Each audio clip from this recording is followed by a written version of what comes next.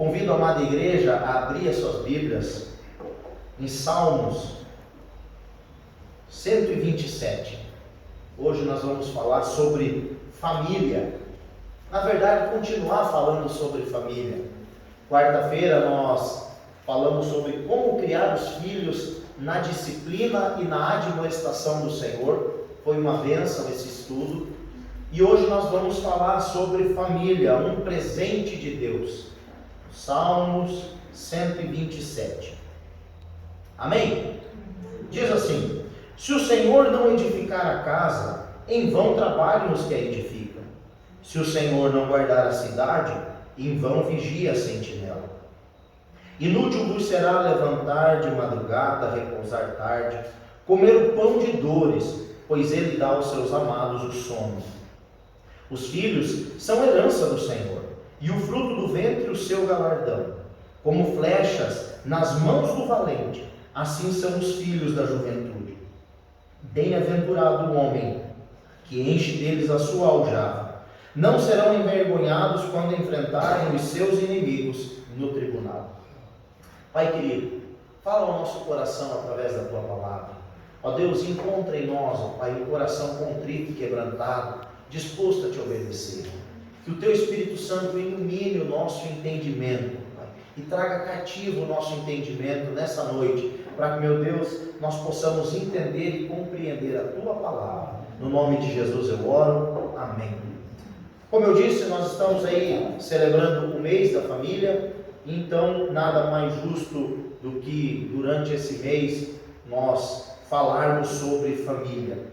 E eu confesso, irmãos, que para a família, esse texto aqui dos Salmos, este é um dos Salmos que eu prefiro. Eu acho uma descrição perfeita de Salomão, porque Salomão é o autor deste Salmo. Esse Salmo, ele é um dos Salmos de romagem. Os Salmos de romagem começam lá nos números 120 e ele termina no 134. Então todos os Salmos, entre o Salmo 120 e o Salmo 134, são salmos de romagem. E esses salmos de romagem eram entoados pelos peregrinos que vinham de toda a parte do mundo para adorar ao Senhor em Jerusalém. E o Salmo 127 era um desses salmos aí que os peregrinos vinham proclamando no caminho para adorar o Senhor no templo. Então o Salmo 127 faz parte dessa coletânea. Quando nós olhamos para as Escrituras Sagradas, nós vemos, irmãos, algumas verdades absolutas que não são novidade para ninguém. Que a família, ela é uma dádiva de Deus. A nossa família é um presente. A família é isso. Nós olhamos para as Escrituras e nós vemos que cada família da terra, ou seja, a sua família, sem dúvida nenhuma, é um projeto de Deus. Que você não é obra do acaso e nem nasceu por coincidência aonde você nasceu. Que você não descende de quem você descende por coincidência, mas sim é da vontade de Deus. Deus escolheu os seus pais, Deus escolheu os pais deles e assim sucessivamente. Deus escolheu essa linhagem e essa família para você nascer. Você não é obra do acaso, a sua descendência foi escolhida por Deus. Outra verdade que nos salta aos olhos é que a família é o bem mais precioso que o ser humano pode ter. É o bem mais precioso que o homem e uma mulher podem ter, é a sua família. Esse é o propósito da criação. Deus criou o homem e a mulher para que eles se unissem e formassem uma família, né? O próprio Deus, então, ele é o autor desse lindo projeto chamado família. E foi o próprio Deus quem constituiu a família. Sendo Deus o autor e o criador, ele deixou bem claro como uma família deve ser formada. Gênesis 2:24. Por isso o homem deixa pai e mãe e se une à sua mulher, tornando-se os dois uma só carne. Como nasce uma família? Pela união de um homem e de uma mulher. Assim nasce uma família. Infelizmente, irmãos, devido ao pecado e à dureza de coração, homens e mulheres contaminados pelo pecado estão a todo custo tentando destruir a família. atacando ferozmente a família e os seus valores. E sem sombra de dúvida alguma, esse é o propósito de Satanás: destruir as famílias. Destruir as famílias. E quando nós abrimos a nossa visão e alargamos o leque para nós observarmos o mundo como está, nós estamos vendo e percebemos como o mundo está sendo direcionado para destruir a família bíblica e os valores cristãos e os valores morais também dentro da família. Contudo, sendo essa a vontade de Satanás, não altera a vontade de Deus. E qual é a vontade de Deus para todas as famílias que se achegam a Ele? Em ti serão benditas todas as famílias da terra. Enquanto Satanás se levanta para destruir, Deus está de pé no trono, abençoando todas as famílias que se chegam a Ele. Gênesis 12, versículo 3. O propósito final do Senhor Jesus Cristo, o propósito final de Deus para os salvos em Cristo Jesus, é nos tornar uma única família. Está lá em Romanos capítulo 8, versículo 29. Pois aqueles que Deus de antemão conheceu, Ele também predestinou para serem conformes à imagem de seu Filho, a fim de que Ele seja o primogênito entre muitos irmãos. O propósito final da salvação é para que no céu todos nós sejamos irmãos, pertencentes à mesma família, tendo um mesmo Pai, que é Deus, e um irmão mais velho, chamado Jesus Cristo. Esse é o propósito final do Senhor Deus. Então, quando nós olhamos aqui para o Salmo, meus queridos irmãos, o Salmo que nós lemos, ele foi escrito por Salomão. E Salomão vai nos ensinar algumas verdades preciosíssimas sobre a família. Primeira verdade aqui está no versículo 1. Já na primeira frase: se o Senhor não edificar a casa. Devemos lembrar que quem escreveu esse salmo, como eu já disse algumas vezes, foi o rei Salomão. O rei Salomão, ele recebeu duas missões. Davi, seu pai querido e amado, homem segundo o coração de Deus, certa feita quis edificar um templo para Deus. E aí Deus falou o seguinte para ele: Davi, você não pode, porque você lutou muitas guerras e as suas mãos estão sujas de sangue. Mas eu vou levantar um da sua descendência, um filho seu, e ele vai edificar um templo para mim. Salomão é esse filho. Qual é a missão de Salomão? Conduzir em paz aquela nação e construir o templo para o Senhor. Veja que o rei Salomão, ele tinha berço, era filho do rei Davi, ouro não lhe faltava, porque o seu pai tinha deixado o reino extremamente próspero, fama muito menos, prestígio então nem se fala, era um homem muito querido, influência, todos os tipos de recursos, quer sejam materiais ou pessoas, para trabalhar na obra. Porém, Salomão deixa algo muito claro quando Deus lhe visita em sonho. E Salomão diz: Senhor, sem sabedoria, sem o Senhor, eu não vou ser capaz de edificar o templo, e eu não vou ser capaz de conduzir essa nação. E aí a resposta de Deus para Salomão é: porque você não me pediste ouro, porque você não me pediu longevidade, me pediu sabedoria, eu lhe darei sabedoria, e também lhe darei riquezas. Salomão não se estribou em cima daquilo que tinha ou possuía, mas ele declarou: eu, para edificar essa casa, eu preciso de Deus. Veja o que diz aí em 1 Reis 5,12. O Senhor deu sabedoria a Salomão, como lhe havia prometido. E Salomão conseguiu então edificar o templo e conduzir a nação em adoração. O autor do Salmo, com essa primeira declaração, deixa claro, irmãos, que não devemos nos estribar nas nossas próprias forças, no nosso próprio conhecimento ou recursos, pois quem assim faz, edifica em vão as suas casas. E muitas pessoas estão com as suas casas, com as suas famílias, indo por água abaixo, vivendo um fracasso, porque estão se agarrando naquilo que possuem. Imagine, se Salomão era quem era, possuía o que possuía, para construir a casa, ele disse: eu preciso do Senhor, eu preciso do Senhor. E esse texto então, nessa primeira declaração, nos faz pensar isso: se o Senhor não edificar a casa, em vão trabalham os que a edificam. Se o Senhor não edificar a casa, em vão trabalham os que a edificam. O próprio Senhor Jesus Cristo disse em Marcos 12:10, vocês ainda não leram este trecho da Escritura? A pedra que os construtores rejeitaram, essa veio ser a pedra angular, a pedra principal. O que isso significa, irmãos? Que o Senhor Jesus Cristo precisa ser, nas nossas famílias, a rocha de sustentação. Jesus Cristo nas nossas casas precisa ser o alicerce. Se o Senhor Jesus não for essa pedra de esquina nas nossas casas, nas nossas famílias, nós vamos trabalhar em vão. E todo o nosso sofrimento, todo o nosso esforço, todo o nosso amor, todo o nosso empenho terá sido em vão, porque nós edificamos uma casa em cima de um fundamento falso. Jesus Cristo é este fundamento. Se Deus não edificar as nossas famílias, em vão nós trabalharemos. É isso que Salomão está dizendo aqui.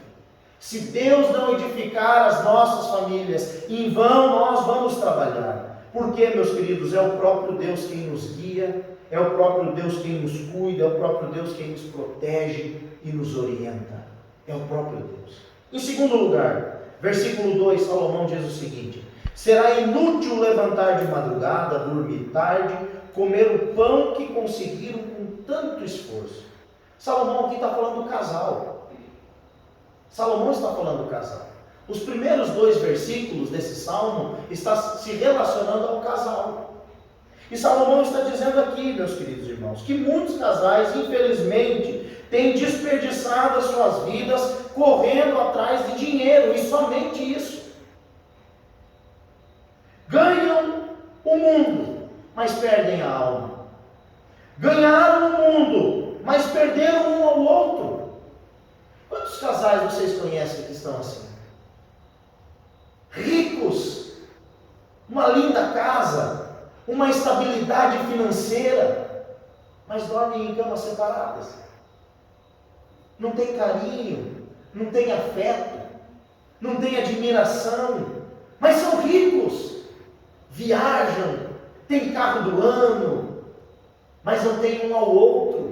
E olha o que a Bíblia diz em Eclesiastes 9:9: aproveite a vida com a mulher que você ama todos os dias dessa vida fugaz que Deus lhe deu debaixo do sol, porque esta é a parte que lhe cabe nessa vida pelo trabalho com que você se afadigou debaixo do sol. Aproveite a vida com a esposa amada. Aproveite a vida, e as pessoas estão correndo, os casais estão galgando riquezas, porém estão perdendo um ao outro. Ganharam o mundo, mas o casamento foi por água abaixo. O casamento escorreu pelo ralo. Quantos pais ganharam o mundo, mas perderam os seus filhos? Não tem mais o amor, a admiração dos filhos, o carinho dos filhos. Pergunte a qualquer pessoa à beira da morte, em uma cama de hospital, se ela tivesse outra chance para se recuperar da sua saúde e voltar a viver, o que ela faria?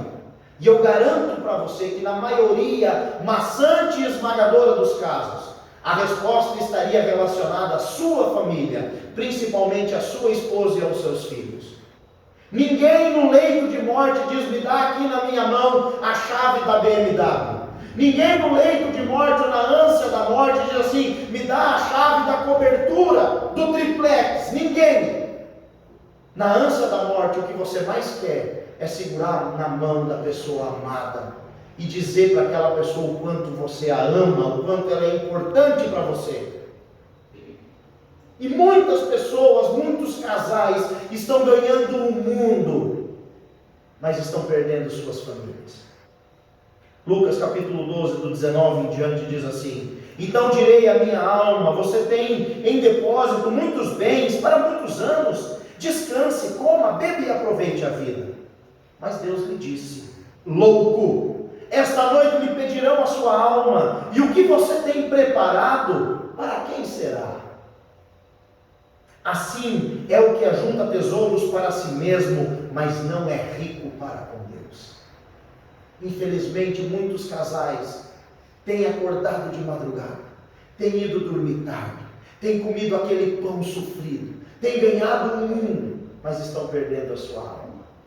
E a maior riqueza que nós podemos, irmãos, ter nessa vida é a criação dos nossos filhos, é a nossa família.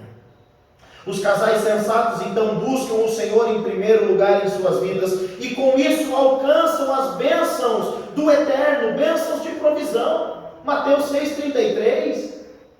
Mas busquem em primeiro lugar o reino de Deus, o reino dos céus e a sua justiça, e todas essas coisas vos serão acrescentadas.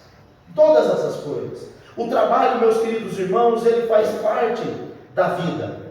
O trabalho é uma bênção. O trabalho é uma bênção. Mas o seu trabalho não pode sacrificar a sua família. A sua família não pode ser sacrificada pelo seu trabalho. Eclesiastes 2,24. Não há nada melhor para o homem do que comer, beber e fazer com que a sua alma desfrute o que conseguiu do seu trabalho. No entanto, vi que isso vem da mão de Deus. Salomão está dizendo: olha, trabalhe, conquiste, sonhe, agora também aproveite aquilo que você conquistou. Tem pessoas, irmãos, que conquistam uma casa linda, mas os filhos não podem correr dentro de casa. Tem pessoas que conquistam um carro, mas Deus me livre se o filho chegar a abrir um pacote de biscoito dentro do carro. Tem pessoas que conquistam os melhores lugares, mas não desfrutam com a sua família. E Salomão está dizendo: olha, aproveite o fruto do seu trabalho. É digno trabalhar, é bom trabalhar, nós temos que trabalhar. Nós temos que trabalhar. Aos seus amados, o texto diz aqui que Deus dá enquanto dormem. É óbvio que Deus não está aqui incentivando a vadiagem. Muito pelo contrário. Deus, quando criou o homem e colocou no jardim, está lá em Gênesis, diz que Deus o colocou lá para cuidar e guardar. O homem tinha que cultivar o jardim. O homem tinha que zelar pelo jardim. Desde o início da criação, o homem foi criado para trabalhar. Deus não está dizendo aqui: então o texto está dizendo que Deus dá enquanto dorme, eu vou dormir o dia inteiro. E a Bíblia diz que aqueles que dormem o dia inteiro morrem na miséria. Morrem na miséria. É digno trabalhar, é bom trabalhar, mas aproveite com a sua família o fruto do seu trabalho. Porque, irmãos, muitas vezes as pessoas estão conquistando e não estão aproveitando. E se você não aproveita, meu querido, você tem um prazo de validade. Saiba que se você não aproveitar, outra pessoa vai aproveitar aquilo que você conquistou e não aproveitou com a sua família. Existem, irmãos, aqui situações que os casais enfrentam que parecem ser irreversíveis. Só quem é casado sabe o que eu estou falando. Parece que a vida da gente, depois que casa, a gente entra numa fase que é muito boa, mas os problemas assim sobem de nível muito rápido. E os problemas que nós enfrentamos são problemas que parecem muitas vezes irreversíveis ou impossíveis de resolver. São tantas as crises, né, irmãos? Crise do relacionamento, crise muitas vezes de identidade, crise quando descobre que a esposa está grávida, crise quando a esposa descobre que está grávida. O que eu vou fazer? E agora? Meu Deus do céu! Meus planos, minha vida, minhas finanças, crise nas finanças, é uma crise atrás da outra, irmão. Crise de ciúme, crise de raiva, crise de tudo que é tipo, e parece que não vai ter fim, e são crises complexas que muitas vezes nós perdemos o sono, e passamos noites e mais noites sem conseguir pregar os olhos. Tenha calma, confie no Senhor, descanse à sombra do Onipotente. Essa é a orientação bíblica. Descanse à sombra do Onipotente. Tem coisas que você pode fazer, essas você faz, claro, debaixo da direção de Deus, mas tem coisas que você não pode fazer, que foge ao seu controle. E aí sabe o que você faz? você entrega nas mãos de Deus. Amém. Porque diz a Escritura que aos seus amados Deus dá enquanto eles dormem. Tem coisas que só Deus pode fazer. E que bênção que só Ele pode fazer. E que bênção que nós servimos a esse Deus que pode fazer essas coisas que ninguém mais pode fazer. Veja o que o salmista disse no Salmos 3. Senhor, como tem crescido o número dos meus adversários. São numerosos os que se levantam contra mim. São muitos os que dizem de mim, não há em Deus salvação para ele. Você já imaginou você no lugar do salmista? Olha o que diz o versículo 3. Porém tu, Senhor, tu és o meu escudo protetor. És a minha glória. E o que exalta a minha cabeça. Com a minha voz eu clamo ao Senhor. E Ele do seu santo monte me responde. Imagina essa situação, todo mundo dizendo, olhando para ele, e o problema do salmista é tão grave, que eles estavam dizendo assim, nem Deus pode salvar ele, nem Deus pode ajudar. Você já parou para pensar no problema que esse cara estava enfrentando? E aí o versículo 4 diz o seguinte, com a minha voz, atitude do salmista, clamo ao Senhor, e Ele do seu santo monte me responde. E olha o que o salmista faz depois que ele ora, eu me deito e pego no sono, eu me deito e durmo, acordo porque o Senhor me sustenta. Eu sei que tem um Deus do céu que escuta a minha oração, eu sei que Ele vai se levantar em meu favor, então eu entrego nas mãos dEle e vou dormir, vou descansar, porque aos seus amados o Senhor dá enquanto eles dormem. Até aqui Salomão falou do casal, como o casal deve se comportar. Agora, Salomão começa a falar dos filhos. Terceiro lugar, versículo 3. Herança do Senhor são os filhos, o fruto do ventre, o seu galardão. Infelizmente, irmãos, os casais modernos não querem mais ter filhos. Vocês já perceberam isso? Os casais modernos não querem mais ter filhos, e cada vez que passa, menos filhos estão nascendo. E o mundo está envelhecendo. E a taxa de mortalidade é maior do que a de natalidade. E isso vai dar um problema lá na frente, irmãos. Isso vai dar um problema lá na frente. Nós estamos vendo o quê? Ao invés de parques, estão sendo construídas academias. Porque os pais já não brincam mais com seus filhos. Já não tem mais muitas crianças. Eu me lembro na minha infância, irmãos, as pracinhas dos bairros, os parquinhos, eram tomadas de crianças.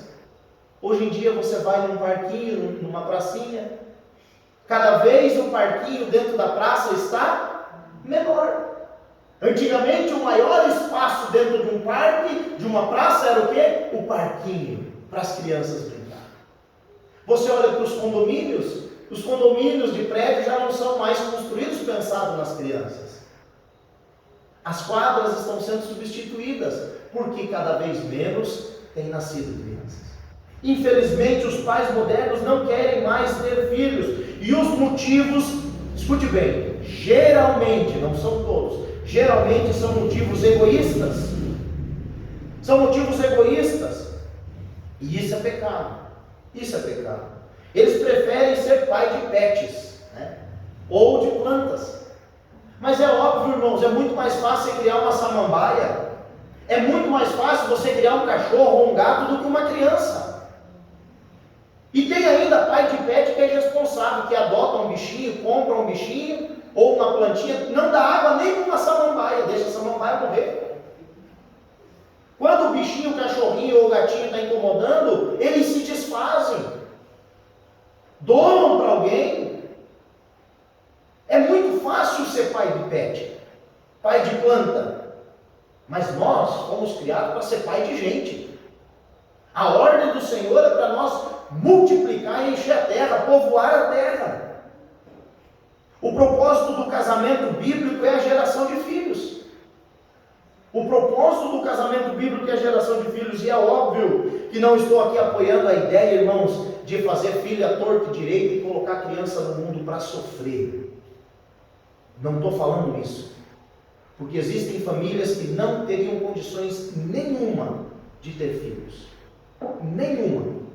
Também aqui não estou criticando aqueles que casaram e estão planejando as suas vidas para receber uma criança. Isso é maturidade. Porém, nós precisamos olhar em uma visão mais ampla e ver que o mundo está envelhecendo e que cada vez menos existem filhos. Cada vez menos os casais estão querendo ter filhos. Deus criou o homem e a mulher para, unidos em matrimônio e só depois do casamento, constituída a família, gerassem filhos. Os nossos filhos são o futuro. Os nossos filhos são o futuro da nossa nação e são também o futuro da igreja. Nós precisamos criar os filhos para o Senhor. Efésios 6,4: e vocês, pais, criem os filhos na disciplina e na admoestação do Senhor. Por que é tão difícil ter filho? Porque as pessoas não estão criando os filhos para o Senhor. Estão criando os filhos ao molde desse mundo. E aí sim é complicado. Muitos pais então se perguntam: que tipo de mundo, e esse é o argumento principal, que tipo de mundo estão deixando para os meus filhos? Ou seja, o mundo está tão ruim que eu não vou ter filho porque o mundo está ruim. E eu inverto sempre essa pergunta. Eu pergunto da seguinte maneira, e me faço essa pergunta: que tipo de filho eu estou deixando no mundo? Porque se o mundo está ruim, ele não está ruim por causa dos animais e por causa das plantas. Se o mundo está ruim, ele está ruim por causa das pessoas. São as pessoas que deixam o mundo ruim. E essas pessoas são filhos de alguém. Tem pais, tem família. Que tipo de filho eu estou deixando para o mundo? Que tipo de marido? Você acha que eu não pergunto isso para mim mesmo? Que tipo de marido que eu estou criando dentro de casa, porque um dia o Heitor e o Estevão vão casar?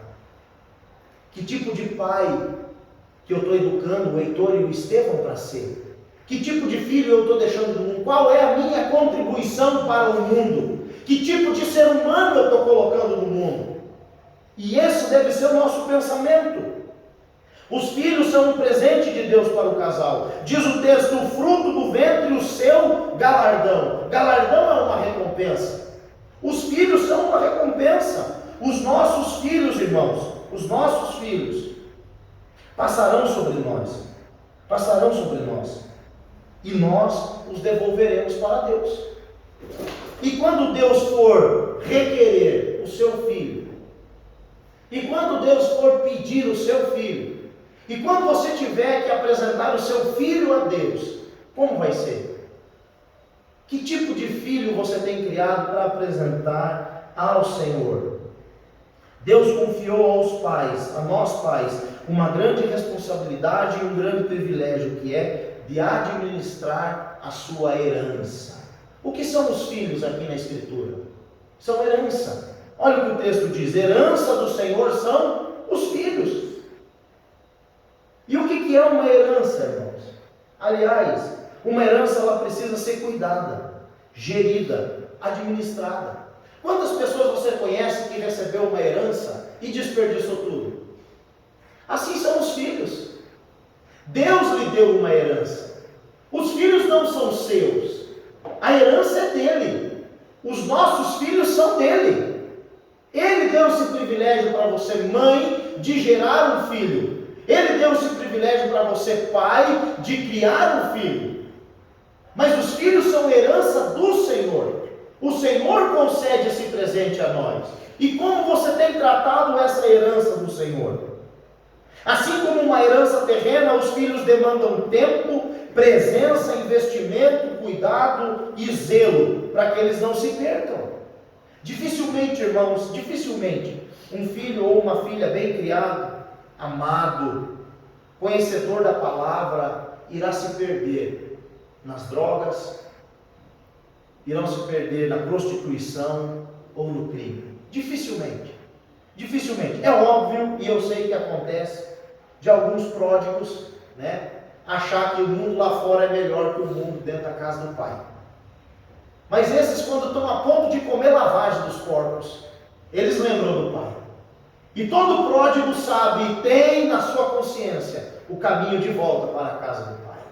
Basta ao pai continuar orando pelo filho até que ele volte. Em segundo lugar, o primeiro texto diz que os filhos são herança. Em segundo, ele compara os filhos com flechas. E ele diz: como flecha nas mãos do guerreiro, assim são os filhos. Entendemos, irmãos, que é a obrigação do guerreiro carregar as suas próprias flechas. Então não terceirize a criação do seu filho. Tem aquele ditado popular, né? Quem pariu Mateus, que balance. Porque nós estamos vivendo, irmãos, uma era onde as pessoas estão terceirizando a criação dos filhos. Entenda que os professores são responsáveis pela alfabetização e não pela educação. E os pais hoje querem que os professores, além de alfabetizar, eduquem.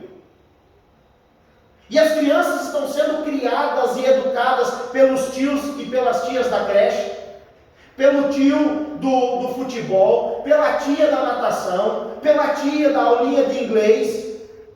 As crianças estão sendo criadas pelas avós e pelos avós. Ô meu irmão, seu pai e sua mãe já criou você, dê férias para ele, botou o filho no mundo, cuida. Você tem que cuidar. A responsabilidade é sua e não de terceiros. E não de terceiros. É o guerreiro que leva a sua própria flecha. Ele enche dele a sua aljava, e uns aí enchem muito a aljava, irmão. O problema é seu, vai ficar pesado para as suas costas. Não terceirize a criação dos seus filhos, até porque é benção demais, irmão. Os filhos precisam dos pais. Com isso eu não estou dizendo, irmãos, uma vez ou outra, a avó cuidar, ter uma babá. São realidades. Mas eu estou falando de educação. A educação precisa vir dos pais. Dos pais. O homem que cumpre esse papel de pai, ele é bem-aventurado, diz o texto, mais do que feliz. Bem-aventurado o homem que enche dele a sua aljava. E que palavra linda é essa aljava? É mais lindo o significado. Sabe o que significa aljava? Na mesma direção. Olha que significado bonito.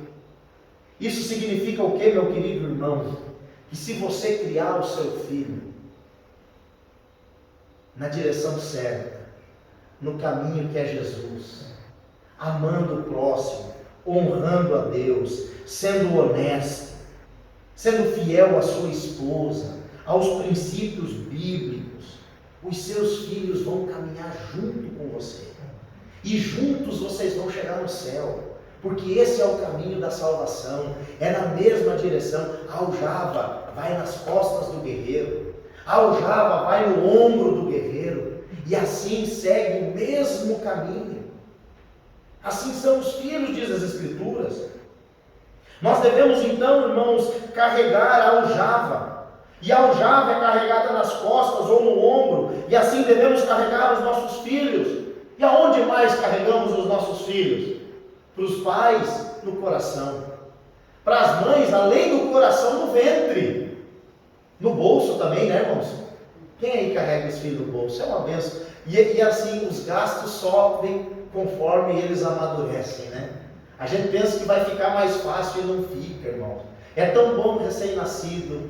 Se você der uma garrafinha PET, com alguma coisinha dentro ali, irmãos, eles se intertem. Agora já estão pedindo Play 5. PlayStation 5. Até pouco atrás eles queriam bolinha de gude, agora já é o Play 5, e a coisa quanto mais cresce, mais gasto tem. Então nós carregamos os nossos filhos nas costas, nós carregamos nossos filhos nos ombros, nós carregamos no coração, no caso das mães no ventre, no bolso, mas tudo isso é Bíblia. E o apóstolo Paulo diz em 2 Coríntios 12:14, porque não devem os filhos entesourar para os pais, mas os pais para os filhos. Tudo isso é bom, filharada, vocês que estão aí. Para nós, pai, não tem coisa melhor, alegria maior do que você ter condição de comprar aquilo que você quer de presente. Não tem. É uma sensação magnífica. Ainda mais quando o filho é bom. Porque tem uns aí que são chatos pra caramba. Aí para esse aí a gente faz na obrigação, mas quando o filho é legal, quando o filho é obediente, quando o filho é querido, quando o filho é amado, a gente se sacrifica para dar as coisas boas, não é assim? A gente se sacrifica. Contudo, meus queridos irmãos, não podemos esquecer que uma flecha, ela tem um objetivo. E não é ficar a vida inteira dentro da aljava. O guerreiro que guarda suas flechas dentro da aljava é um guerreiro que não caça. É um guerreiro que não conquista. O objetivo da flecha é uma hora, no momento certo, na hora certa, ser tirada da aljava e lançada no alvo. Ô irmãos, como tem guerreiros agarrados nas flechas, viu? Eles amarram cordinha na flecha, eles atiram, aí vai a cordinha e depois eles puxam a flecha de novo. Queridos irmãos, chega um dia que o guerreiro precisa atirar a flecha. Agora é óbvio, sem desperdiçar. Atirar no alvo certo.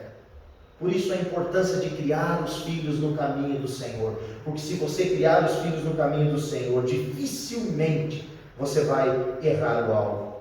E aí Salomão termina com a última frase do versículo 5, dizendo: não serão confundidos, mas falarão com os seus inimigos à porta. O que isso significa, irmãos? A cena aqui é a seguinte: imagine um pai já bem idoso, bem velhinho, bem idoso, debilitado, de bengala, fraquinho. E aí esse pai está sendo afrontado, ele está sendo humilhado, estão mentindo, levantando falso testemunho contra ele, ele está sendo injustiçado. E no Antigo Oriente as coisas eram resolvidas, os tribunais eram resolvidos em praça pública ou na entrada da cidade. E esse homem já bem velhinho foi intimado a comparecer nesse tribunal, aonde os seus inimigos estão me esperando. E vai esse homem com a sua bengalinha. Esse senhor é obrigado, mesmo idoso, a sair da sua casa para ir para fora da cidade diante dos seus inimigos que estão lhe esperando. Porém a cena é a seguinte: esse homem não sai sozinho. Atrás dele vem os filhos. E os filhos não estão velhos. Atrás dos filhos vem as noras, vem as filhas, vem os genros, vem netos e netas. Esse homem vai na frente, mas atrás dele vem aqueles a qual pela vida inteira ele lutou, protegeu e cuidou. Agora no final da vida, quando ele precisa, está todo mundo ali para cuidar dele. Diante dessa cena, os inimigos baixam a crista, porque eles veem que aquele senhor não está sozinho. É essa cena que Salomão está pintando aqui. Ô meu irmão, você pode ter uma boa aposentadoria, você pode ter uma boa casa, mas você já pensou na solidão? Como lidar com a solidão? Uma casa onde Cristo é o centro nunca fica sozinho, nunca fica vazia. Nunca um pai que cria os seus filhos, um pai e uma mãe que cria os seus filhos no caminho do Senhor, são envergonhados à porta, porque eles têm filhos e filhas que os amam e que os defendem. Por isso eu digo para vocês: lutem pelas suas famílias, lutem pelos seus casamentos, lutem pelos seus filhos. Oremos. Pai bendito, obrigado pela tua palavra. Obrigado, Senhor Deus, por tudo que o Senhor ministrou ao nosso coração. Que o Senhor, meu Deus, não permita que essa mensagem caia no vazio, mas que ela encontre em nós um terreno fértil, ó Pai, para produzir frutos para a vida eterna. Assim eu oro em nome do Pai, do Filho e do Espírito Santo de Deus. Amém.